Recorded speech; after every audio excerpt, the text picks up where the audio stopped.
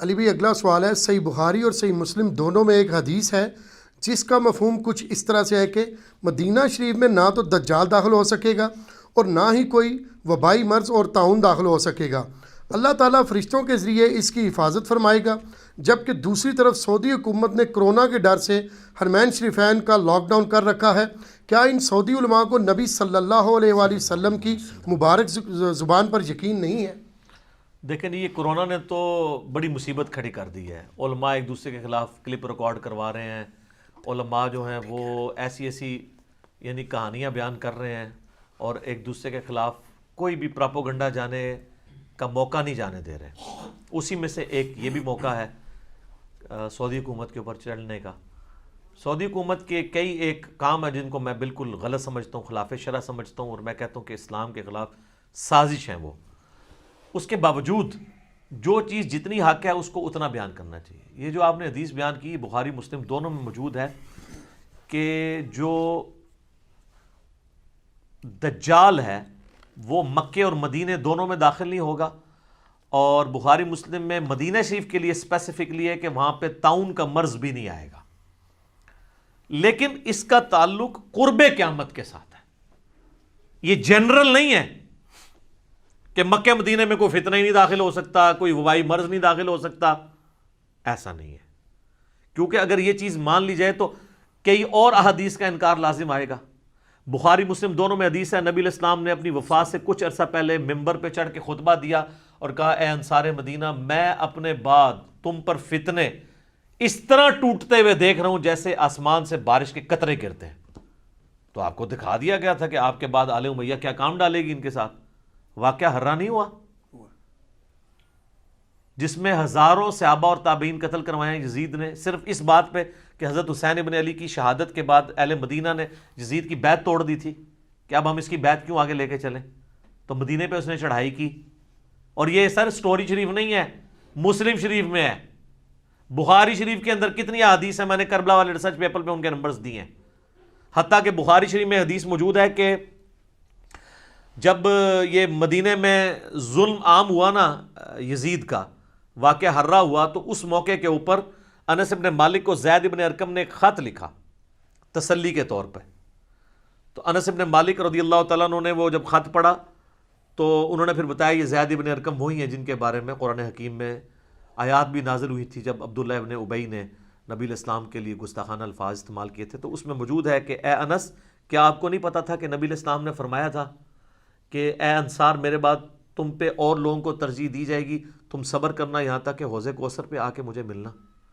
تو حوض کوثر پہ کیا ہونا ہے؟ سحقا سحقا لمن غیر بعدی، ان پہ پھٹکار ہو، ان کو مجھ سے دور کر دو جنہوں نے میرے بعد میرے دین کو بدل دیا. تو نبی علیہ السلام تو خود بتا رہے ہیں کہ اہل مدینہ کے ساتھ ظلم ہوں گے. حتیٰ کہ صحیح مسلم میں حدیث ہے، نبی صلی اللہ علیہ وآلہ وسلم نے فرمایا جس نے مدینے کی مصیبتوں پر اور تکالیف پر صبر کیا، مدینے کی بھوک کو برداشت کیا، قیامت والے دن میں اس کا شفیع بنوں گا. تو یہ تو ساری تکلیفیں آنی ہیں. صحیح مسلم میں یہ بھی حدیث ہے، بخاری مسلم بلکہ دونوں میں، نبی علیہ السلام نے فرمایا کہ ایک زمانہ آئے گا کہ جب شام فتح ہوگا تو لوگ دوسرے علاقوں میں چلے جائیں گے، مدینے کی تکلیف کو برداشت نہیں کریں گے. کاش وہ جانتے ہیں مدینے ان کے لیے بہتر ہے، مدینہ چھوڑ کے چلے جائیں گے. تو جو مدینے میں رہا اور مدینے کی بھوک اور تکلیف کو برداشت کیا، میں قیامت والے دن اس کی شفاعت کروں گا. سبحان اللہ. حتیٰ کہ جامع ترمذی میں حدیث ہے تم میں سے جس سے ہو سکے تو مدینے میں مرے، یعنی اپنی سکونت مدینے میں رکھے. اہل مدینہ کی میں شفاعت کروں گا بقیہ غرقت میں، بشرطے کہ وہ آپ کے فرقے کا ہو. ہاں میں تو نالت انہوں پکی دیاں گا، کیونکہ شیخ زکریا کاندلوی فضائل اعمال والے بقیہ غرقت میں دفن ہیں، بریلوی الٹا بھی آپ لٹک جائیں کبھی نہیں مانیں گے کہ وہ ان کو شفاعت ملنی ہے. اور الیاس قادری صاحب کے پیر و مرشد ضیاء الدین مدنی وہ بھی وہاں پہ دفن ہے، دیوبندیوں کے سامنے الٹے لٹک جائیں وہ نہیں مانیں گے ان کو شفاعت ملے گی، یعنی آپ کے فرقے کا ہوا.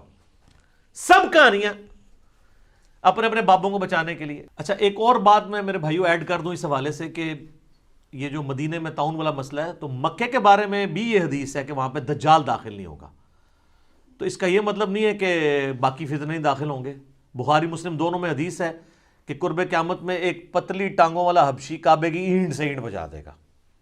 مسلم شریف میں کئی ایک احادیث ہیں کہ یزید کے دور میں عبداللہ ابن زبیر کو شہید کرنے کے لیے یزید نے جو فوجیں بھیجی، انہوں نے خانہ کعبے کے اوپر منجنیق سے پتھراؤ کیا، غلاف کعبہ جل گیا، ایک دیوار ڈیمیج ہو گئی. اس کے بعد پھر عبد الملک بن مروان کے دور میں حجاج بن یوسف نے دوبارہ چڑھائی کی جس میں عبداللہ ابن زبیر کو شہید کیا گیا. مسلم شریف میں حدیث ہے ان کی لاش جو ہے وہ یہودیوں کے قبرستان میں پھینکوا دی، پہلے لٹکا کے رکھی دروازے کے ساتھ عبرت کے لیے، نعوذ باللہ.